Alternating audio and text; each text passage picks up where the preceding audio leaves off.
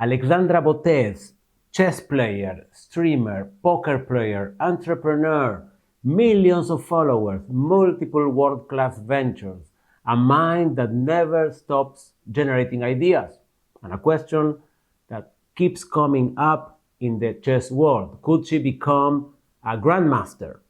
Today I'm going to answer that question, but not the way you would expect, not with tactics, not with openings, not with training hours, with personality. We use the Enneagram, a 9-type model of personality organized around a diagram. Each personality type has a core motivation, a natural set of strengths, and a set of patterns represented by all these connecting lines that you see in the diagram that can either unlock or block performance.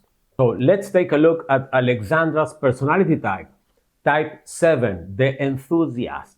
7s learn fast, exceptionally fast.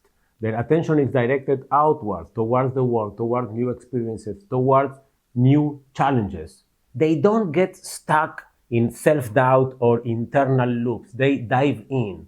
And here's what's remarkable. Every skill that develops opens the door to the next one.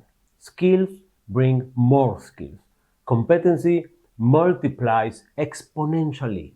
And one thing always brings and leads to another. And everything they touch becomes a source of delight, not just for themselves, but for the people around them. Sound familiar? Alexandra is in chess, poker, travel content, multiple ventures running simultaneously. Hey, maybe I should also start an AI venture. Why not? A mind that generates ideas faster than most people can even process them. That is a type 7 in full expression. Now, Alexandra isn't just a type 7, a pure type 7. She's a 7, the enthusiast, with an 8 wing, the commander. The wing is the neighboring type, which gives a distinctive flavor to the main personality. The 8 wing adds something powerful to the 7's natural gifts: self-confidence, willpower, assertiveness, the capacity to go after what she wants and not stopping until she gets it. It also gives her a very recognizable style of humor. Her signature humor is often based on provoking you and shocking you. She may be interviewing someone and suddenly jolt him with a sex joke, or out of the blue talk about farts, completely unexpected, out of the blue. All that comes from the 8 wing. The Enneagram literature described this combination as one of the most assertive personality configurations in the Enneagram, ferociously committed to protecting autonomy and freedom. There is a lion in there. But the lion doesn't come out all the time. The 7's default state is exploration, curiosity, joy. At the moment someone tells her, hey, you can't do that, Alexandra, or you have to choose, the lion comes out. Oh yeah? Watch me. So this is Alexandra. Chess, poker, and 10 other businesses, breaking every stereotype about what a chess player looks like. That's not a coincidence. That's the 7 with an 8 wing defending its freedom at world-class level. Now here's where it gets fascinating. Hikaru Nakamura is also a 7 with an 8 wing. Same base type, same rapid learning, same ferocious, lion on the side energy, and yet completely different path. Why? Subtype. Each Enneagram type has also a subtype or instinctual variant, which shows you in what ways the main type, in this case the 7, manifests in the world. So there are 3 distinctive subtypes: the self-preservation subtype, the intimate subtype, and the social subtype. Hikaru's subtype is self-preservation. That instinct acts as an anchor. It channels his 7 energy inward and focused. Chess first, making a living first, everything else later. On the other hand, Alexandra's subtype is social. The instinct drives the energy outward toward multiple communities, multiple identities, multiple worlds simultaneously. Hikaru used his 7 with an 8 wing to dominate chess first and then diversify. Alexandra is diversifying from the beginning. Now, neither, of course, is right or wrong. They have different strategies emerging from the same psychological architecture. Notice how the same personality type can produce radically different competitive trajectories. To understand why, you need the full map. So, could Alexandra become a Grandmaster? Let me be direct. The talent is there, unquestionably. The learning speed, the competitive instinct, the lion when it counts, the capacity to master complex domains rapidly. She's proven it across multiple fields simultaneously. The question was never about talent.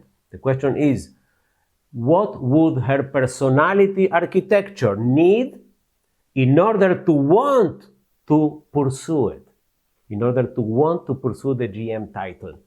Because the 7 with an 8 wing, social subtype, doesn't respond well to confinement. Tell a social 7, you have to focus only on chess for 3 years, nothing else, and the lion comes out. The path to GM for this specific personality architecture, subtype included, can't be designed as a sacrifice. Work hard, focus, 3 years and you'll get there. It has to be designed as an expansion. If Alexandra ever decided she wanted the GM title, here's what personality-based coaching would look like. First, reframe the goal as an experiment, not a destination. Not, I am dedicating my life to chess, but I am running an 18-month challenge. Can I hit 2400 while keeping poker, streaming, everything else? Let's find out. That's not a cage. That is a 7's favorite thing, a new adventure. Second, build a social structure around the goal, a team of players on the same journey, content documenting the process, because the social 7, okay, the 7 with this subtype doesn't just need a goal, she needs a community around the goal. Third, design micro wins with variety inside the focus. A different objective every month, a new opening, a tournament, a game against a GM. Variety within the commitment, so the 7 never feels trapped. And fourth, connect the GM title to multiple identities simultaneously. Not just I am a GM, but I am the first full-time streamer to reach GM while still streaming. I proved that you can be world-class in multiple things at once. I broke the stereotype that entertainers can't be serious players. That's not a limitation, that's an expansion of everything she already is. And here is the personality template she has available to her. Hikaru Nakamura, same base type, same wing, different subtype, but same internal mechanisms. What worked for him at the psychological level, the sustained focus, the activation of the analytical arrow, and his brutal, huge instincts have high probability of working also for her. Not to copy his path, to understand which internal switches he activated that she also has available. That's what personality-based coaching provides. So could Alexandra become a GM? Yes, if she wanted to design her life in that way. And if she did, the personality map would tell her exactly how. Hikaru said it clearly. The breakthrough doesn't come only from the chess anymore. It comes from both the chess and the personality. So remember, there's no single personality that wins. There is only your personality optimized. If you're curious about discovering your own personality type and how it may be impacting in your chess playing, we at Madanes have developed the EnneaRoles assessment, tested and refined over 15 years of applied research while collaborating with the International Association of Coaching. Now the EnneaRoles assessment is available in its chess edition. It maps your personality, it helps you understand how you perform under pressure, and it helps you discover your blind spots. And if you work with a chess team, it helps you understand how your personalities interact, where you support each other, and where the friction may come from. So you can then, with the map in your hand, optimize it to support your technical training. So feel free to drop us an email directly or use the links in the description below. See you on the board.